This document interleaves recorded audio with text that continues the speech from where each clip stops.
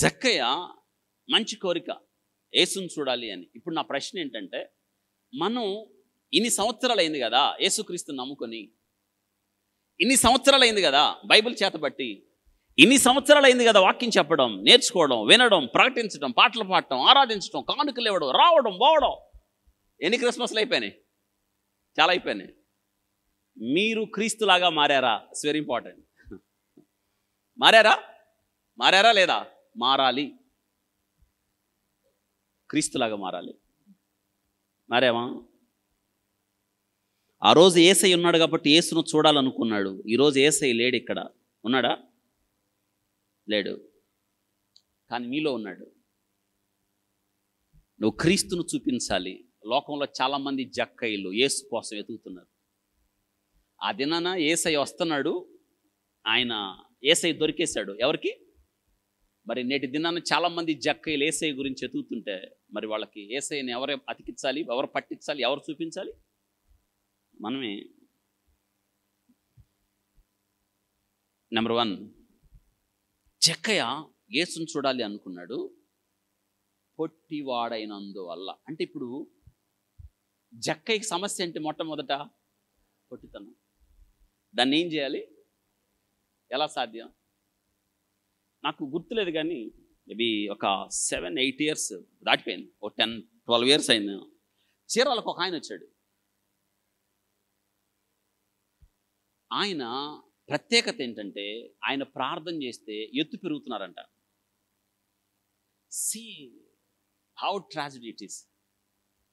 ఎంత సిల్లీ థింగో చూడండి, ఎంత నవ్వులు పాలో చూడండి. He came. ఎంత విచిత్రమో తెలుసా? నా జీవితంలో అంతమంది జనాన్ని చూడలా. ఏం చుట్టానికి వెళ్ళారు? ఆయన ప్రార్థన చేస్తే పొట్టోళ్ళు ఏమవుతున్నారంట? అందుకు యేసయ్య వచ్చాడు. అందుకు కాదు ఆయన ఆయన వచ్చింది, అందుకు కాదు. యేసయ్య నీ హైట్ని పెంచే విషయంలో ఆయన చూపిస్తున్న చొరవ ఏంటో మనకి ఆశ్చర్యం అవుతుంది. తెలుసా? ఆయన ప్రార్థన చేస్తున్నాడు, వెంటనే టేపులు పెట్టి కొలుస్తున్నారు. ఎంత నవ్వులు పాలండి, ఎంత నవ్వులు పాలు. నాకు ఆ రోజు ఆ జనాన్ని చూసే నాకు ఎంత దుఃఖం వేసిందో. Why this people are coming here without salvation. రక్షణ లేకుండా, మారు మనసు లేకుండా, పశ్చాత్తాపం లేకుండా ఎందుకు వచ్చారు ఈ జనం? వేడుక చూడ్డానిక? బోధకులు జాగ్రత్తగా ఉండాలి. బోధ చేస్తారే, కఠినమైన తీర్పు, శిక్షకు పాత్రులు వారు. ఉన్నదన్నట్టు చెప్పాలి. ఎందుకో తెలుసా? నిప్పుతో చెలగాటం దేవుని పరిచర్య. కాల్చివేయబడతారు. ఎత్తు పెరిగింది లేదు, ఏమి లేదండి. అంటే ఆయన దృష్టిలో యేసయ్య లోకానికి పొట్టోళ్ళని పెద్దోళ్ళు చేయడానికి వచ్చాడా? సిలువను ఎలా వ్యర్థం చేస్తున్నారో చూడండి. సిలువ వార్త, యేసుక్రీస్తు ప్రభు ఎందుకు వచ్చాడంటే ఆయన మరణం. ఎంత నవ్వులు పాలు చేస్తున్నారు. ఆయన ప్రేమను చెప్పకుండా, ఆయన మరణాన్ని చెప్పకుండా, ఆయన పునరుత్థానాన్ని చెప్పకుండా అసలైంది వదిలేసి, నేను ప్రార్థన చేస్తే ఎత్తు పెరుగుతావు, నేను ప్రార్థన చేస్తే జ్వరం తగ్గిద్ది, నేను ప్రార్థన చేస్తే నీ గుండెల్లో మంట తగ్గిద్ది, కడుపులో గడ్డలు తగ్గుతాయి.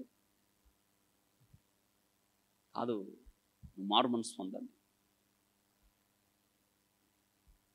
జక్కయ్య, నువ్వు అసలు నిన్ను చూస్తాను నాకు జాలేస్తుంది, రా దిగవయా అని జక్కయ్యని తల కాళ్ళు పట్టుకుని యేసయ్య లాగి ఎత్తు పెంచలా.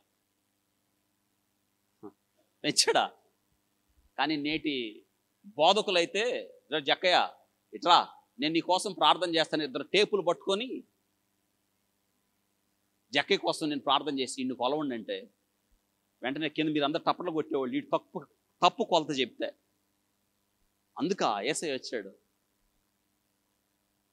అసలు నేను ఎప్పుడు చూడలేదండి అంతమంది జనం. చాలా దారుణమైన వర్తమానాలు విన్నాను నేను 10 సంవత్సరాల క్రితం. వర్తమానాలు మళ్ళీ నా చెవుల్లో వినిపిస్తూ ఉంటాయి. తెలుసా ఆయన చెప్పింది ఏంటో? మీ అకౌంట్లో లక్షలు రాబోతుంది అన్నప్పుడు కింద ఉన్న వాళ్ళు చప్పట్లు కొడుతున్నారు. ఎంత సిగ్గుసేట్ అండి అది. అందుకే యేసయ్య వచ్చాడు. కాదు, టు చేంజ్ యువర్ లైఫ్. పాపిని మార్చడానికి వచ్చాడు ఆయన. పాపి జీవితాన్ని మార్చడానికి వచ్చాడు. పాపముతో నిండిన మానవ జీవితాన్ని తన పరిశుద్ధమైన రక్తంతో కడగడానికి వచ్చాడు. నీకు ఒక క్యారెక్టర్ని డెవలప్ చేయడానికి వచ్చాడు. Christ like character. మన కంఫర్ట్ జోన్ డెవలప్ చేయడానికి రాలేదు.